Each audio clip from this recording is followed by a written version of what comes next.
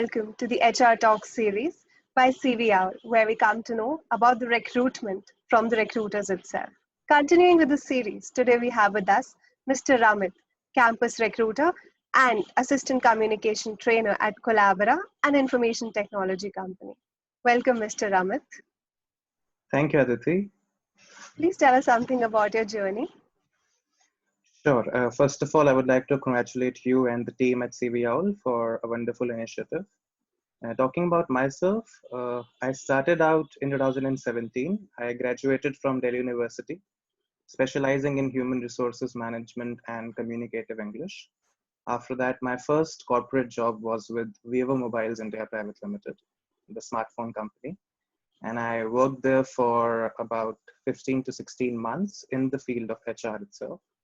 And then I switched to Collabera, that is my present job. So here I'm taking care of all the campus activities, right from hiring to onboarding and to taking care of all the operational activities as well. So I take care of Pan-India recruitment, and I'm also assisting in their general communication training, because our work is to deploy ready candidates with the clients that we have. So this is my professional journey. Apart from that, on a personal note, I love traveling, and I am an active reader as well. I'm an avid reader. I read a lot. I love meeting new people. I love interacting. That's why I am an HR, I believe. Yes. That's great, sir. A beautiful journey, Yes, we must say. Thank you so Sir, much. we have come up here with a few questions from the aspiring candidates who are just going to, either enter the industry or are maybe struggling to get a job, or maybe have a job and want to look out for a new one. So one of the most frequent questions that we get is, as a recruiter, what is the major difference that you look for in a resume of a fresher and that of an experienced person? All right, that's a very good question. Coming to the resume now, if you look at 2 or 3 resumes together, there are some constants and some variables, right? So the constants are your personal details, your objective. Like objective is not constant literally, but the tab, the tab is constant. And then you have educational qualifications, you have your academic summary. So these are the constants. But 2 or 3 things which really differ in terms of what a fresher resume and what an experienced resume should look like is the work experience tab. Because for a fresher, obviously there is no work experience as such, So I believe for a fresher, it should be more of the trainings or the certifications that person has. The trainings or internships that the person is going through or the person has completed. Right? So for an experienced person, he has to put his job role, he has to put his responsibilities, he has to put his tenure on his CV. But for a fresher, it's important not to term it work experience. You can term it trainings or you can term it internships that you have completed. So that is the first major difference I look out for. You should not term it work experience. You should perhaps term it as trainings or internships that you have, that you are pursuing or you might have completed. Right? And apart from that, I personally feel that for a fresher, it's more important to focus on the potential, right? Not on the skills. Because if I define it very simply, in a very simple manner for everyone to understand. Potential is the ability to do something, right? It's the innate ability that you have to discharge a particular role. But skill is potential, skill is ability plus work experience, right? So skill cannot be just an ability to do something. Skill is when you have an ability and you have a proven track record to justify that ability, right? So for a fresher, it's important to focus on the potential part, that what are the potentials you have? Because we all know, or every recruiter knows when he's recruiting for freshers. And since I am a campus recruiter, 80% of my hiring is freshers. So we all know that, freshers are clean slates. They do not have industry experience. They do not know the, nitty-gritties of what corporate sector is. So that's why we know that you are not skilled, but we are hiring you for the potential you have. So that with requisite training, with requisite experience, we can convert that potential into skills that will perhaps, contribute to the overall organizational objective that we have in our mind while hiring you. So this is, I consider, the most important difference or a change that you can make in your resume. That's great, sir. And I think some Yeah, of the words that you said are going to give motivation to the freshers out there who are looking for jobs. Yeah. I hope so. Yes. Yes. Our next question is, when we are sending across a resume over mail, what format should be Hmm. preferred? Like we should send it in doc format or a PDF format? Well, Aditi, there is no hard and fast rule. I'll speak with the extent of knowledge I have. There is no hard and fast rule as such that there should be a format. But yes, I'll tell you by the recruiter's point of view, we all have systems. We all have ATSs. That's called applicant tracking systems or softwares. So, but PDF format is a format which is not very easily acceptable by these trackers or by these systems or softwares, whatever you may call it. So I personally would insist or suggest that you go for a doc format or a Word format, because that makes it easier for recruiters to edit something if they want to, and especially recruiters earmark their resumes, because for one particular position recruiters might be getting hundreds of resumes, so they might want to categorize those resumes. So that is why they earmark those resumes in different categories. And with the PDF format it becomes difficult to edit it or to convert it. So all that hassle is not really required. That's why I would suggest that you send it across in a Word format so that it's easily editable if required.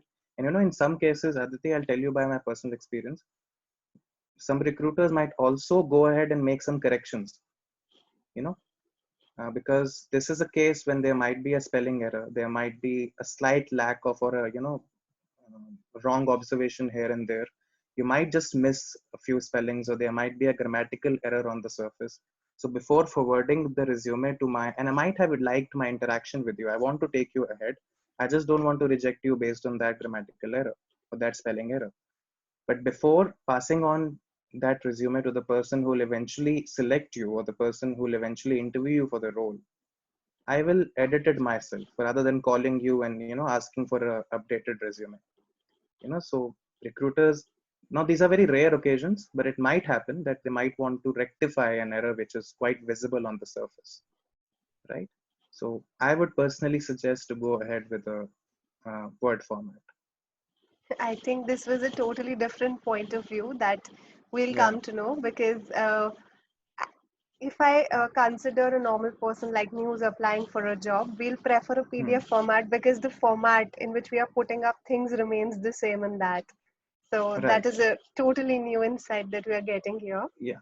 That is also a very important point to consider. But let me tell you, we all have the recruiters, because we are handling such large databases. We all have our methods to sort out the formats, but it's more important for us to to be able to make quick corrections and quick edits if we want to. And for that, converting it from PDF to Word is a very cumbersome task. But having said that, it's not a hard and fast rule. But if since you're asking me, I would suggest go for a A doc doc format. format. Yeah. That is great, sir. Yeah. So another question, which would be rather Hmm. a personal question. How Okay. much time do you spend in looking at a resume? Or maybe if another recruiter, on an average, how much time do you spend looking at a resume? Uh, that's a tricky one. Um, it depends on the source of recruitment, to be honest. When you have enough time at your disposal, like when you have 10 interviews in a day, you might just put in a little more attention. You might just scan the CV through or scan the resume through. But I'll be talking strictly from a campus recruiter perspective, since I am taking care of the campus hiring part and I visit campuses pan India. And normally on a campus, we have around 100 to 200 people. In some cases, it can also go up to 300 candidates, right? So in that scenario, we don't actually have time to scan the CV through and through. So we'll just look at two major things, two major points. That is your academic qualification, okay? And if We might have an eligibility criteria as well, that you need to have 60% throughout. Companies have those kind of criteria in place. So we might want to check the academic qualification part and also the extracurricular activities you have been involved in, because that gives us a fair idea into what kind of a person are you. Beyond your 9 hours of or 8 hours of standard office shift, how do you define yourself, right? So extracurricular activities or the trainings or the certifications you have along with your educational background. So on an average, if I talk about a campus recruitment activity, not more than a minute or two. So, question from your answer only. As you look at what skills they have or what certifications the candidates have, do you Right. think that doing online courses, say from websites like edX or Coursera, adds to the value of a resume of a candidate? Um, it depends on the kind of course it is, right? Because if it is a certification course, and certification is not like 2 or 3 days certification. It's like you have a course for 2 3 months or 6 months, and you have a project to submit. So that project goes through the evaluation process, then you are marked, and then you are given a certificate. So it should be earned. It's not like some academy offered a course because it was trying to market well, or it was trying to gauge more people, and they offered a 2 or 3 days course and you got a certificate and you put it up on your resume. That's not really a wise thing to do, unless and until it's a certification course and you have a proper evaluation channel through which your candidature is evaluated and you're given a certificate for it. So if it's a certificate based course, if it's a project based course, and you have a project to submit, or if you have a project to tell recruiters that yes, this was my course and this was my towards the end project that I submitted for my evaluations, and then afterwards I was graded and I was issued a certificate. So if you have those courses, definitely it adds on to the overall value of your candidature. So I think the candidates are now going to spend their time wisely on the courses so that they do Yeah. the ones that are relevant to their job Yeah, having experience. said that, Aditi, I'm not saying that you should not pursue these 2 or 3 or 4 days courses. Learning is, appreciated through whatever channel it is coming to you. You should always grab it, but make sure that when you are applying for a job, you have to choose the best possible credentials that you have. Right? Yes, sir. Moving on to the Yes. next question. Yeah. There are so many voluntary activities where we as students take part during our Mm-hmm. college or school days. Do you think adding Hmm. such activities in our resume strengthen it? If you talk about value addition, then when you talk about volunteering activities, as the name suggests, it is something that you do out of choice, right? It is something which you do voluntarily without any agenda as such. So, and resume, on the other hand, is a very brief account of your agenda specific activities in life, you know. So it's not really wise to put up volunteering experiences on resume. But yes, uh, I'll come back to the interview stage now when your resume is filtered. When you're asked this question, tell me about yourself, then perhaps it's the best time to use this volunteering experience, because volunteering experiences give me or give any recruiter a fair idea of what you are as a person. What are your sensitivities? What are your sensibilities? And what are your inclinations? So you might be volunteering for a cause that's close to your heart, right? So in this case, that becomes a reflection, a direct reflection of what you like to do beyond your usual routine. And this is how you spend your time. So yes, adding that or answering that particular question in an tell me about yourself question or in an interview is far more better than putting up on a resume. That was great, sir. Uh, Right. Another question: do you Hmm. think that mentioning or showing in some way that you possess the soft skills is important during an interview or maybe through the resume? Uh, I would not say it's important, but it's not prohibited as well, right? You can always put up soft skills. You can always put up skills which you have developed as a part of your learning or exposure to life, but only one principle works here: do not bluff the recruiters. right? Do not bluff them, because you have to respect the fact that they are on the other side of the table. So they are more experienced, they are more well versed with the standards of the industry, right? So you don't need to bluff. Have those skills which you have actually worked for, right? Let me give you a very brief example, suppose of a leadership skill, right? And you say that you have leadership skills. When you say it or when you put it on your resume, you should be ready for cross questioning. Like, I as a recruiter might immediately ask you that, okay, tell me a recent event or recent instance where you displayed this quality, or where you led a team, and you will go blank. You know, now that's bluffing. It's not required. It will directly backfire. So it is advised that you only put up those skills for which you have actually worked, for which you have some relevant experiences to support your answer if required. You should not go blank if you are asked for a justification on that. Right. That's great. I hope We that settles your query. Yes, it does. Yeah. In fact, all your answers are, you're gonna clarify so many doubts that the candidates have before their jobs, and all those questions which, just fill their minds and don't let Yes. them prepare. So Yeah. we Would be won't my take much of pleasure. we won't take Yeah. much of your time. We just have one more question for you. It's not a Sure. Sure. question, rather it's a learning for us. If you Hmm. could tell us something about your organization and the culture which is prevalent in your organization, that would be great. Right. Right. So Collabera is a US-based IT staffing and training firm. It was founded in 1991 in US by a person of Indian origin, Mr. Hipan Patel, and it has been a leading IT services and staffing organization for the last 30 years now, almost, right? And it has all the major IT clients that you can name. You, uh, and we provide staffing and training services to them.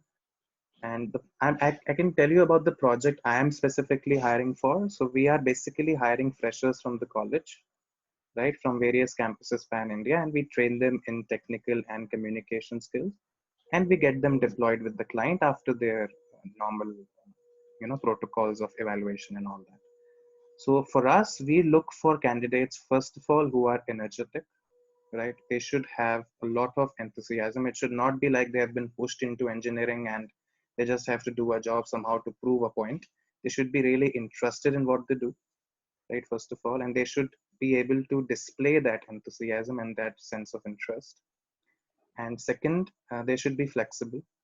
They should have no preconceived notions about the job or about the company, that this is going to be like this is going to be like that. We need people who can, be flexible, who can adapt to situations that may come out of surprise, that may come out of nowhere, that may come out of blues, right? So you have to be adaptable, you have to be flexible, and you have to display that attitude, right? We might give you situational questions, we might put you in situations which have no easy solutions, right? So in that case, you have to be flexible, you have to be energetic, and the last quality that we look for is, I think, common for any profile these days. It's very good communication skills, right? Because IT is all about product and service, right? So we are looking for people who can service the clients well, who can service the companies well. And for great service, you need great communication skill, you know? So that is something which remains constant, I believe, in all the profiles these days. That was great knowing about Collabera. And Thank you. moreover, it was great having an interview with you and knowing so much about the recruitment process. Thank you so Pleasure, much for Aditi. joining us. Thank you so much for Thank you. joining us, Thank sir. you. All the best to you and all the best to everyone out there. Thank you.